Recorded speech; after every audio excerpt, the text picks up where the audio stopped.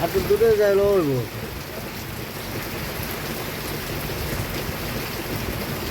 কিছু কম দেশবাসীর উপস্থিতিতে কিছু বাসন দেন ঘরে থাকার জন্য। ঢাকাতে অনেক বৃষ্টি, চট্টগ্রামের মতো। তো আপনারা ঢাকাতে যারা চলাফেরা করেন সাবধানে চলাফেরা করবেন।